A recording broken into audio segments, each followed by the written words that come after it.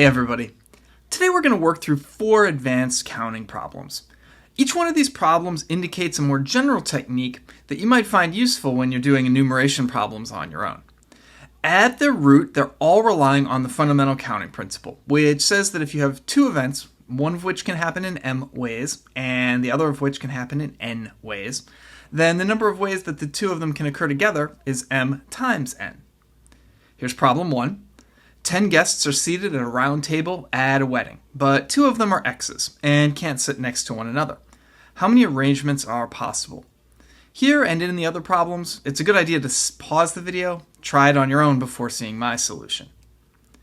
In this problem, we're going to consider 2 seating arrangements to be the same if everyone at the table has the same person sitting to their left and to their right.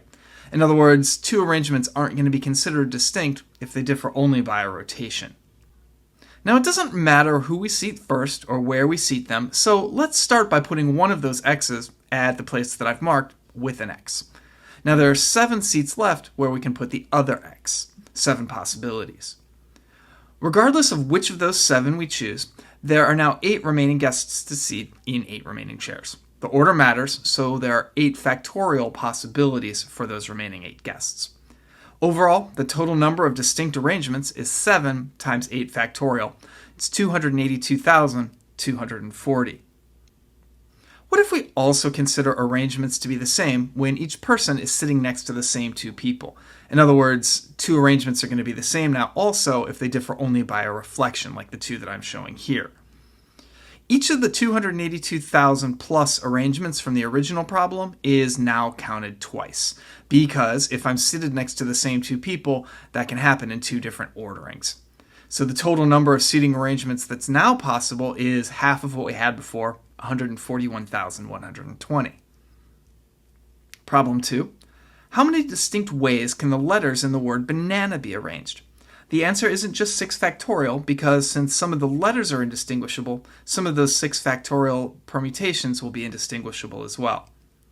One possible approach is to start with that 6 factorial, the total number of permutations of the 6 letters, and then divide by the number of times each of those distinct arrangements is repeated in that count of 6 factorial. No matter where we place the letters, there's going to be 2 ways of arranging the n's, because there's 2 n's, and 6 ways of arranging the a's. That's 3 factorial.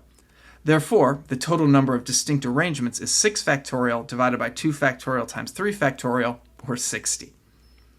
More generally, the number of ways to arrange n things when there are n1 of the first sort, n2 of the second sort, and so on, is n factorial over n1 factorial times n2 factorial, all the way up to n sub r factorial. And these are sometimes called distinguishable permutations. An important special case is when the sum of all the n sub i's is n, the total number of letters. And in that case, we have special notation that you see here, and special terminology, multinomial coefficients. The reason for that terminology is that if you take the expression a1 plus a2 all the way up to ar, and you raise that to the nth power, the multinomial coefficients give the coefficient of the term a sub 1 to the n1, a sub 2 to the n2, etc. Problem 3. Starting from the point 0, 0 and moving only in unit steps to the right and up, how many ways are there to get to the point 5, 4? Again, I recommend pausing the video, trying this on your own before seeing my solution. To get from one point to the other, 5 steps to the right are going to be needed and 4 steps up. Any ordering will do, so we really just need to find how many orderings are possible of rights and ups. We are really trying to arrange the letters R, R, R, R, R, U, U, U, U, and counting how many ways that we can do that, how many distinct orderings are possible.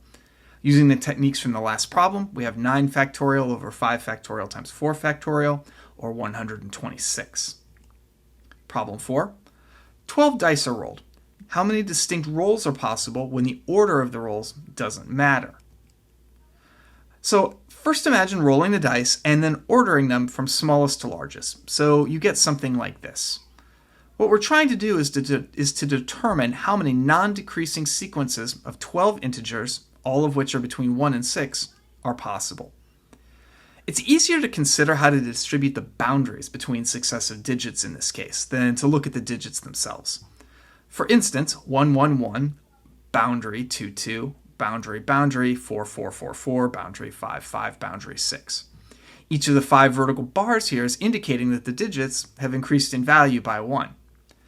The nice thing about writing it in this way is that we no longer need to actually write the digits. The same information will be conveyed by star, star, star, vertical bar, etc.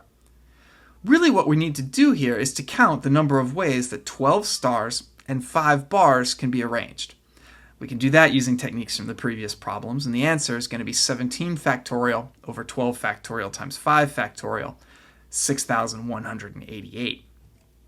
More generally, the number of distinguishable rolls of n dice, each with k faces, is given by this expression, n plus k minus 1 factorial divided by n factorial times k minus 1 factorial. We have k minus 1 dividers, and we have n plus k minus 1 possible positions.